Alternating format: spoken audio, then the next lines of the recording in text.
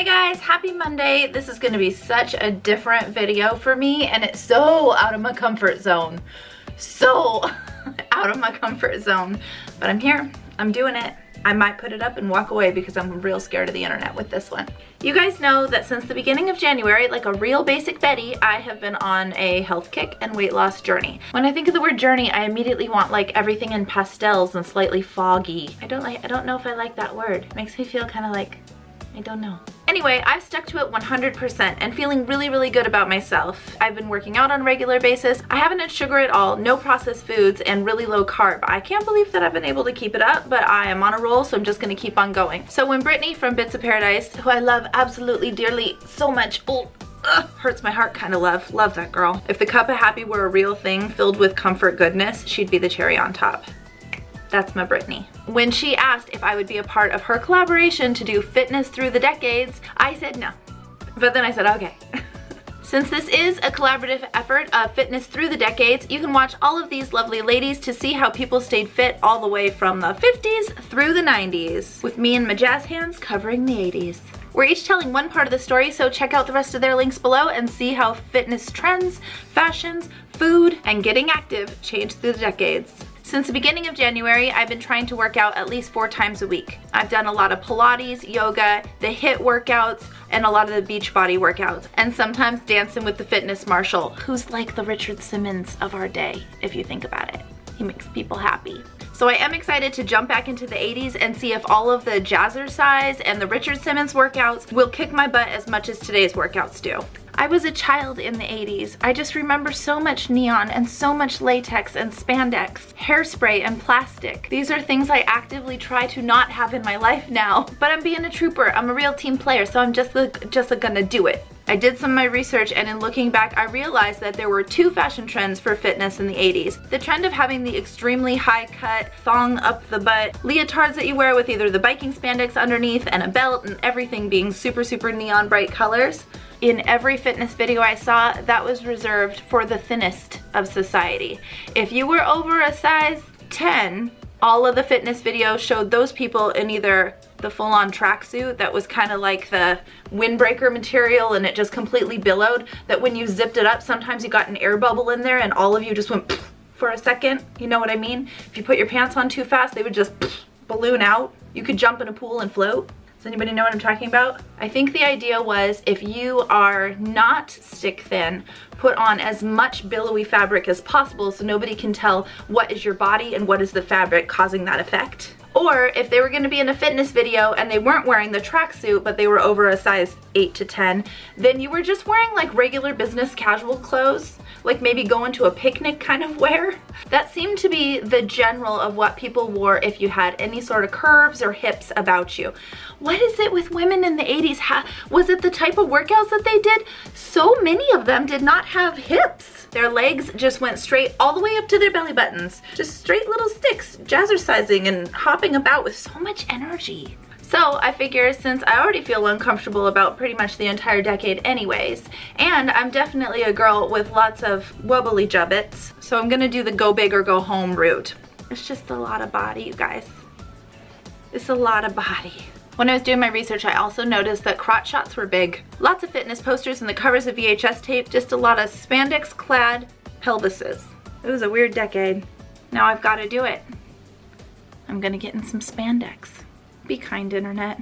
Maybe someday I'll use these as my before pictures. Here we go.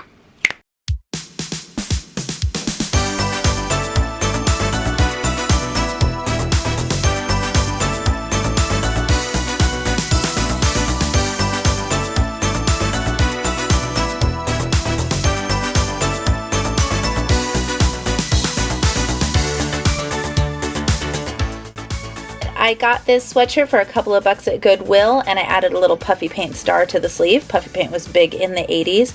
I tied the corner in a knot because it didn't have one of those plastic doohickeys. Did those things have names? Remember what I'm talking about? And of course I'm wearing a leotard patterned underneath, and I capped it off with the classic leg warmers and spandex on my gams. And look at my cute little matching workout partner. Oh, she's so cute. Watch her do her warm-ups. You doing your warm-up? And stretch and pose. And stretch and pose. Good girl. Get it, girl.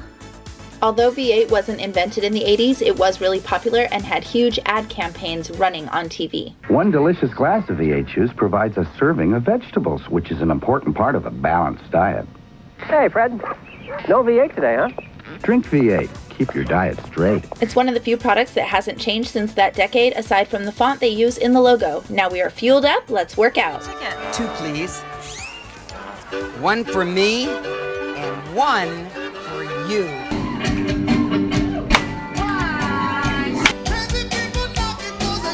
Take it up higher. 4 more.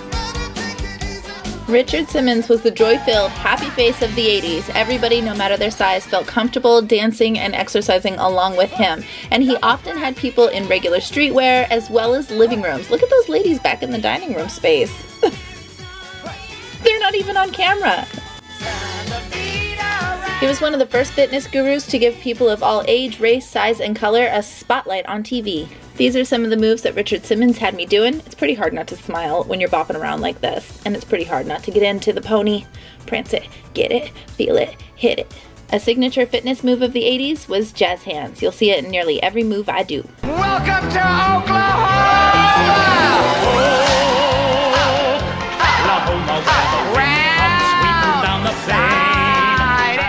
This was new to me, but apparently Richard Simmons has entire fitness series where he works out to Broadway musicals.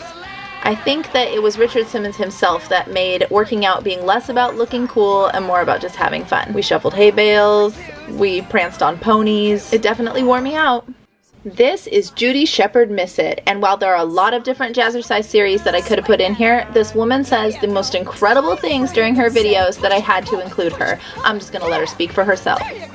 Come on and shake that cute little booty of yours. Ow!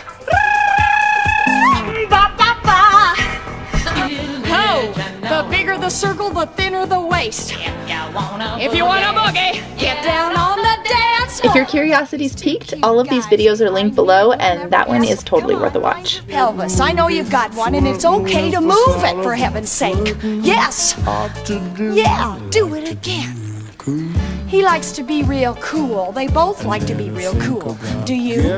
I hope so. Oh, look out, look out, look out. Good to the very last drop. All of the 80s warm-ups had a lot of focus on the neck and made me realize that I can't bend my neck on one side. I didn't know that from the programs that I've been doing from today. Who knew? But it made sense because look at all the shoulder action that we had to do. And then tons of these. Jazz hands, skippity boppity. More of these.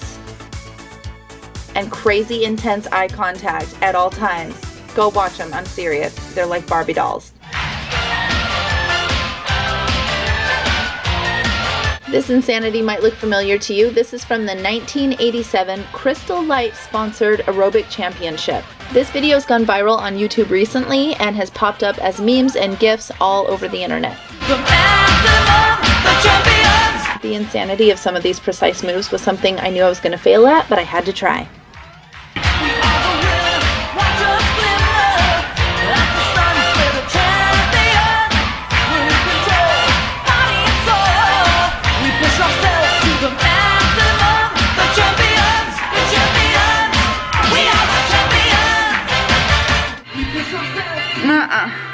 Help!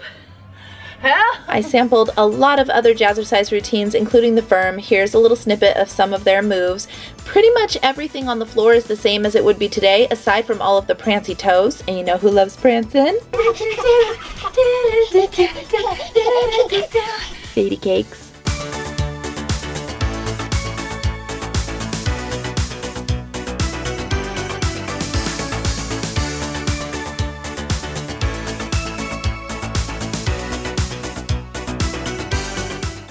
I'm legitimately exhausted.